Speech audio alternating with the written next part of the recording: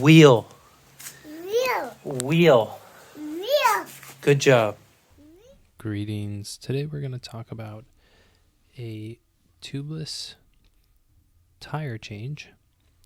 And in this case, we're using a 650B Horizon 47 that was recommended on Priority's website for the Priority 600 bike, which has a 27.5 inch wheel, which is also 600 centimeters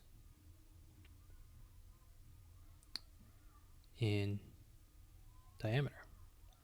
So it's pretty cold outside, so what I'm going to start by doing actually is putting this tire in a pot on the stove with water, and I'm going to heat this water up to about 150 degrees Fahrenheit, which is probably don't want to go much over 70, 80 degrees Celsius. You don't need to boil it. I read on Amazon that some folks had trouble getting this tire on, so I just want it to be nice and flexible, and it's, as I said, it's cold outside, so we're just going to heat it up. So now to take the old tire off. Now this tire has about 2,500 miles on it. It's had a really good life. It's the rear tire on the bike. We can see some spots where the fluid's kind of leaking through. There's holes that kind of go through from glass and other shards and just rips in the tread. So it gets really, really thin in spots. So this is the reason why we're replacing this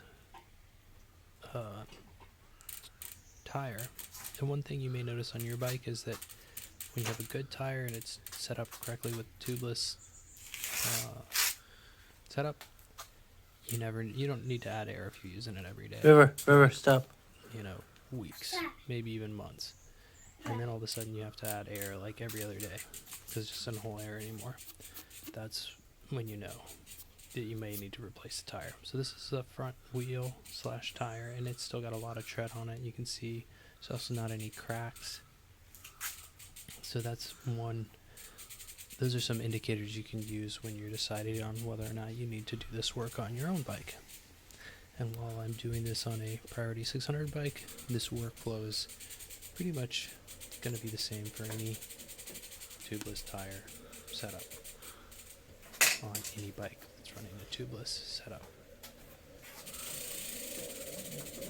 So yeah, just inspecting this wheel, and overall it looks much better. So we're not going to replace this tire because it's in good condition. Okay, fast forward to our next step, and we have taken the back wheel off. A couple updates. We have the tire off. taken the valve core out. We took the air out of the valve tire, core tool. removed the valve core with a valve core And we've tool. cleaned that old the sealant out old of it, so we can dry use it. sealant. You can always the just valve use a core. brand new one too if you want. Now we're going to take the We'll put links to all this stuff in the comments below. tire so off the just wheel. click those if you're looking for this stuff on Amazon. So as I'm taking this tire off, I'm noticing that it's stuck pretty well to the bead, and I don't want to risk moving the Gorilla tape I'm using for my tubeless setup. So I'm going for my trusty heat gun. I'm just going to add a little bit of heat here, so we got low heat to help break the bead from being sealed to the rim. And we're doing this on both sides of the tire. We have to break both seals. And little by little, we get this done.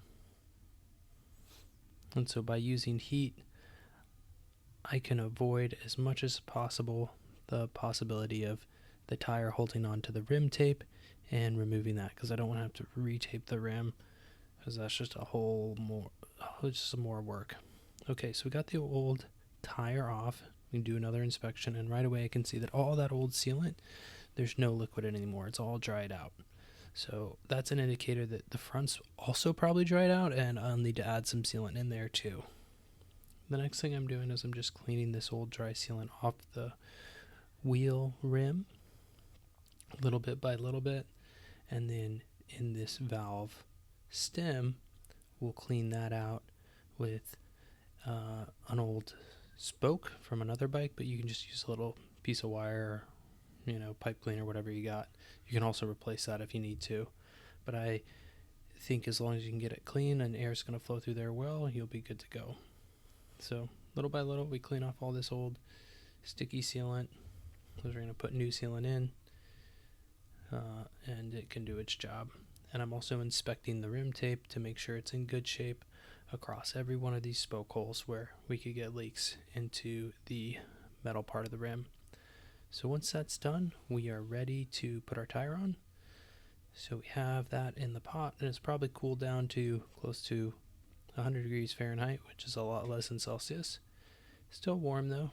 And one thing about this tire is it doesn't have a rotate in this direction, but it does have a feather-like pattern on it. And so what I did was chose to put it on so that the grain is with the rolling flow. So the feathers pattern points backwards towards the back of the bike when the tire is mounted to the metal part of the rim. And with this warmed up tire, again, it's not hot, it's just nice and warm. It goes on this rim nice and easy. 2 tire levers, we got it on, no problem. And then we can see our direction of travel. Oh no, oh no. Oh, you poor guy. We're gonna give you some love. Oh, my precious. Come here. Come here, my precious little guy. Come to Dada. Oh, you poor leg. There. Yeah. Oh, are we better? Do you want to come play over here again? Dry your eyes, my son. Dry your eyes. Okay. Yeah. Okay. Alright, now that River has been successfully rescued from his foot entanglement in his bike trailer, we will go ahead and add oxygen or air from the compressor into the tire and seal the bead. Doing a bead seal at about 4 bars on this one. Notice how I'm wearing ear protection when I do this, and that everybody in the garage is wearing ear protection. It's really important to wear ear protection because you never know when you're going to get a bit of an explosion. So once the bead's sealed, we let the air out, hang up the tire. Notice how I have this little 4-ounce Tupperware. That way I can just easily measure 4 ounces of sealant using Stan's tubeless tire sealant and just inject that in with a sealant injector. River's helping me out with this, which is kind of cool, and not letting him consume any of that, even though he was interested. This is definitely not edible, so keep an eye on everybody in the shop. Make sure no one's trying to eat or drink the sealant. So now we got our sealant in our tire, which is new, and that's exciting. And we can go ahead and put that back on the bike. If you're using a belt drive bike like we are here, notice how I put the belt on. So I'm not doing it like a chain. Belt goes on both cogs first, and then I set the tire into the frame. So I'm never prying that belt on. It's a very fundamental part of a belt drive mechanic skill set. So now we'll just spin that tire around, get that seal. Alright, so now we'll go ahead and compare and contrast the width of the front and back tire, because the back one's now a little more narrower. So on the front we have a Goodyear tubeless ready 650 by 50 millimeters, and when we measure it we can see it's a little over that. It's actually 51.5 millimeters. On the back we have 45.4, so just about a centimeter or 10 millimeters smaller when it comes to the width of the tire. Now this bike does have some issues with fenders rubbing. You can see my other videos on that. So we can see this one's a WTB. Oh, get this orientated correctly. Just give us a minute here. Less than that. Horizontal. Oh, River, stop touching the wheel. Okay, Horizon 47C. So again, there's a link to that below, but sometimes you just start spinning your wheels and it's hard to read the font that's on them. Okay, so a couple bonus things here. We're gonna go ahead and add some sealant to this front wheel because it's probably dry. Clean the valve core and reuse that. Alright, so we'll just go ahead and get this extra sealant, our new sealant really, into the front tire. Put our valve core back in, add our air back in. Make sure nobody's consuming any sealant. It's not really toxic in terms of it being latex based, but you definitely do not want to drink it.